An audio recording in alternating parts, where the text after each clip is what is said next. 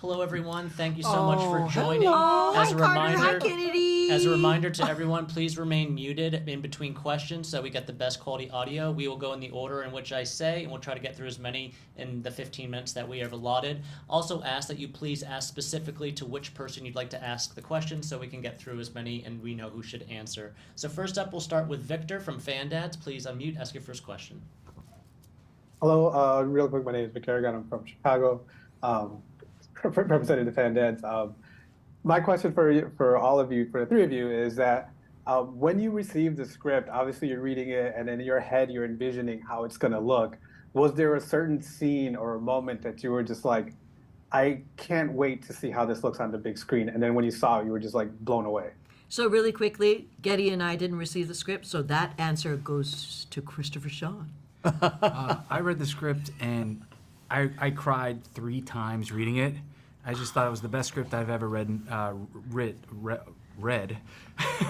That's ever been written by Shannon and Mark Haynes. And yeah, I just throughout the entire thing, I was like, oh my gosh, how are they gonna do this? And how are they gonna do this? And every expectation that I had, they'd blown out of the water tenfold. Great, thank you. Next up, we're going to move on to Melissa from Mommyhood Chronicles. Hello, thank you for speaking with me today. Yo. This is for Christopher. So Ultraman's such a huge character. I was wondering how important was to get like the acting and to get it across to the viewers. How important was to get it right? It was challenging to get into the character. I really pulled from a lot of past experiences, and I also really relied on what Shannon and Mark had created when they wrote the script, because they had done. They're huge fans of Ultraman. Shannon, he created this over the last 23 years. He had been working on making this a reality, and as well as I did my own research for like 2 years. I'd started studying Japanese and the different iterations of Ultraman and the kaiju, but also, you know, it's really easy for me to play an amazing character that is Ultraman when you have an amazing parents like Tamlin and Getty who are there to support you and guide you, and with all the legacy that they have as Japanese American pillars of the community as actors, I got really lucky. I've been baby throughout the entire process. Thank you. Thank you. Next up, we're going to have Mike from That's It LA. Hi, yes, I'm Michael. This question goes to Sean, particularly during his, when Saito was having his first interview, he was asking the interviewer, like, do you kids ever make fun of you, sort of thing, how you look or what you eat, sort of thing. And that kind of connected with me because, you know, I had those same kind of experiences. So I was wondering, what's it like to be part of something that you can, that's like a reflection of society, but can be seen through the lens of this like superhero world? I am lucky to have pioneers in Hollywood, again, as Tamlin and Getty, who have created the role model aspect for people like me to see on camera and say, hey, maybe I can pursue a career as luxurious as what they've created in their lives. In my life, though, I had never read a script where it was like a mixed Asian American who had dealt with bicultural prejudices. So growing up, my mom would make me onigiri or have a bento box, and I'd go to school and I'd be so excited, like, dude, check out my rice ball. This is so good. It's a tuna rice ball.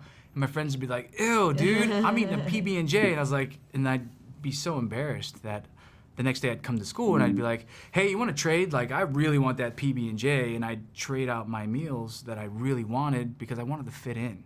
I wanted so badly to fit in. So I can relate to Ultraman, Ken, and his story of how he didn't really fit in either culture. He was alienated.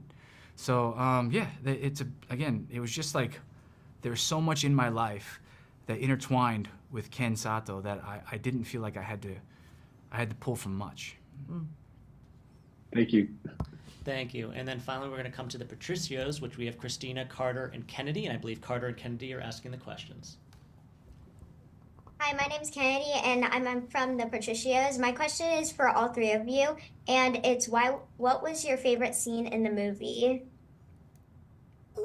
Ooh, wow. I think it's when, and I think you could relate, Carter and Kennedy, along with the parents here. I'm assuming that Victor, Melissa, and Michael are all parents. is that when baby Emmy poops, because everybody poops. This is what makes us all human. This is what makes us all animalistic, because we got to figure out how we're going to take care of the poop, because we all poop and we got to take care of it. It's like, so it's that kind of funniness, because it's very embarrassing, but it happens to everybody, and how do we deal best with it? And I think that brought a lot of laughter, a lot of humanity, and a lot of realistic kind of expectations as to how hard it is to be a parent. Getty, what do you think? Oh, mine. When the kaiju appeared, because I think I couldn't stop laughing. I just was endearing. I was sideswiped, to be honest with you. I had no idea what it sounded like or had any idea. And when it opened its mouth, I just sat there and said, "Oh, okay, I get it." So that was my favorite. I think my favorite scene was watching the Patricios save the day and save Ultraman's life. Kennedy, I remember that in the movie. That's my favorite. That and watching Ultraman become a father, learn to become a great parent. Those are my two favorites. Oh, that was fun. Yeah, that was really fun. That was fun. Yeah. Thank you. Thank Back to you, you. Victor. Thank you. Thank you. Christopher, I just want to say that you do have a penchant from playing baseball players that go on to bigger things here in Ultraman and also in Days of Our Lives. But my question is, kind of what Getty was talking about, laughing. When you're in the recording booth, obviously you're letting it all go. You're just, nothing, you're just throwing it all into the microphone. Was there any moments where there was particular lines that you kept fumbling, or just something that you couldn't say and you just kept cracking up and you kept going over and over with it? We were improvising quite a bit, Shannon and I, and we'd improv the lines where the coconut water, tastes like fart, and she's like, yeah, but it's good, healthy body, healthy mind. Yeah, the fart, that we just kept going back and forth, and we were laughing hysterically throughout that entire process. So that, when we watch it now, is like, I laugh every time I see that. I laugh, and I just kind of like I try and hold it back to see if anyone else is laughing. But yeah, it's one of my favorite parts. Thank you. Melissa, back to you. I think there's so much in this movie, from when kids watch it, from sports to the parenting to the bond or the strife between father and son. When kids are watching this, what is the most important thing you want them to see or take away from your perspective? That parents From do this movie. that parents do the best they can under any circumstance. Beautiful. I love that. Tammy, you want to say something? Wow. Yeah, I don't have it, because I think that's the bottom line, is that no matter what circumstances, what situation, what problems any family has, is that every parent tries to do the best he or she can in order to provide the best for their child. Yeah.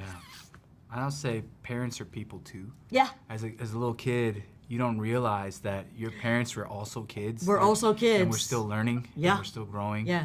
So, as a kid, you look and you say, oh, that's my dad, it's my parent. But Yeah. you're like, really, we're trying our best to be your friend and guide you and be a parent and walk that fine line of being a friend and a parent. Yeah. And again, you'll notice that Ken is also dealing with that with his parents. Yep. So he's trying to be a good dad and a good son. And these intergenerational relationships are very complicated, but they're weaved so well in this movie.